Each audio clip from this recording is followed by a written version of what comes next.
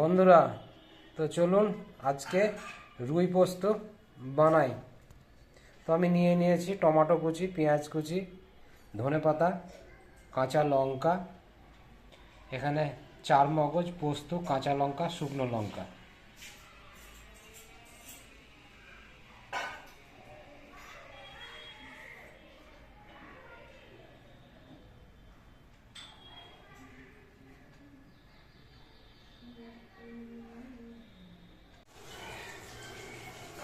তো দেখো, রুই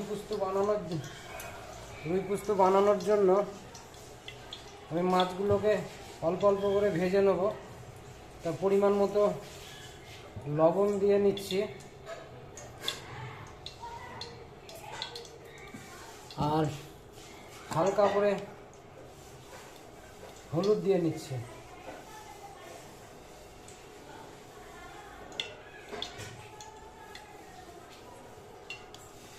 এবার এগুলোকে ভালো করে মাখিয়ে নিচ্ছি। ওধারে তেলটা গরম হোক, তেলটা গরম হয়ে গেলে পরে একটা একটা করে মাছ ছেড়ে দেবো।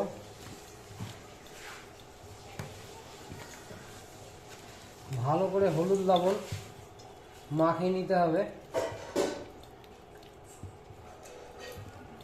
যাতে সব জায়গায় লবণ হলুদ মাখা যায়, তাহলে টেস্টটাও ভালো হবে।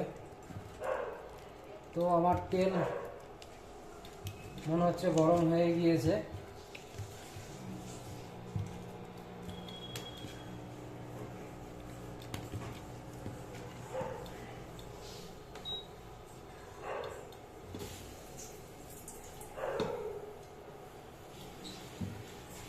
তো আমি এবার একটা একটা করে মাছগুলোকে ছেড়ে দেবো, আর এর আবার উল্টে পাল্টে হালকা হালকা করে ভেজে নেবো।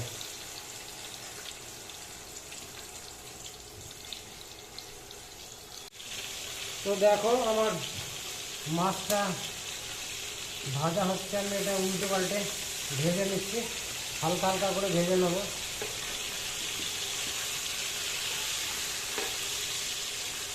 খুব বেশি ভাজবো না।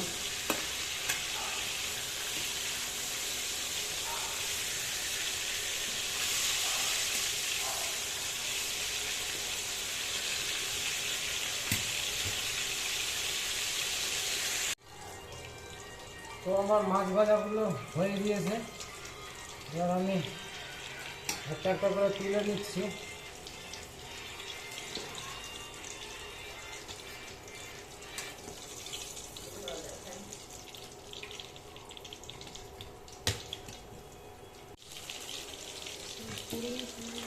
তো দেখো, আমার মাছ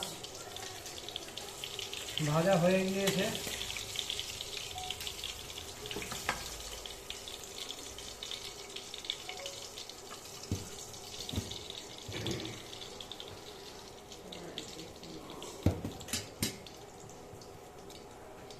এবার মাথাটা লাস্টের দিকে ভেজে নিচ্ছি।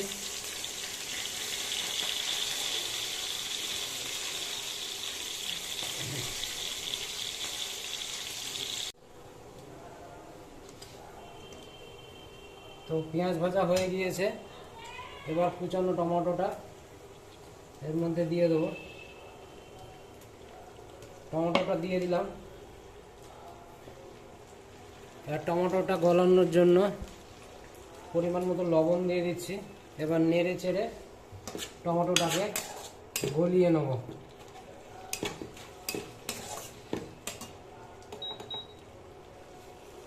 আমি একটু পরিমাণ মতো হলুদ দেবো, আপনারা চাইলে হলুদটা দিতেও পারেন, নাও পারেন।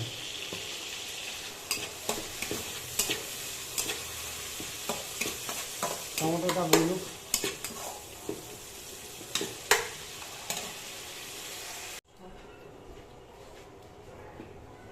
আমার টমেটো গলে গিয়েছে, এবার বেটে রাখা পোস্তটা অর্ধেক পরিমাণের মধ্যে দিয়ে দেবো, আর অর্ধেকটা পরে সেন্টের জন্য দেবো।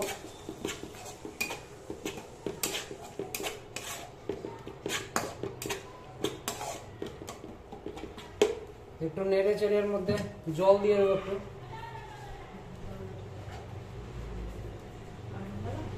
তো জল দিয়ে দিলাম।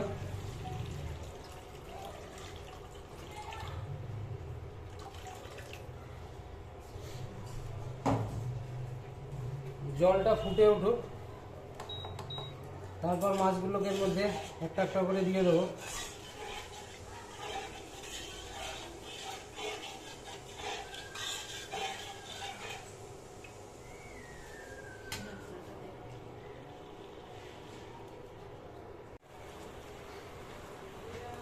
তো আমার এটা ফুটে উঠেছে,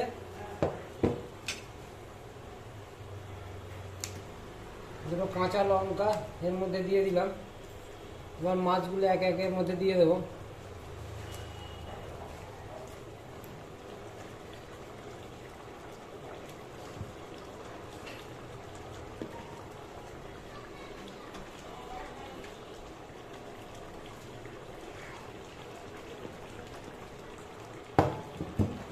দশ মিনিট ঢেকে রাখবো।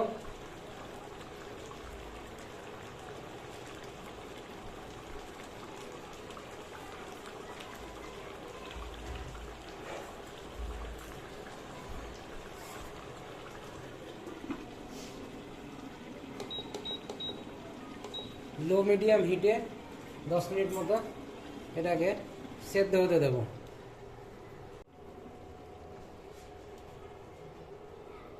তো রুই পোস্ত আমার হয়ে গেছে। তো এবার উপর থেকে কিছু ধনে পাতা ছড়িয়ে দেবো।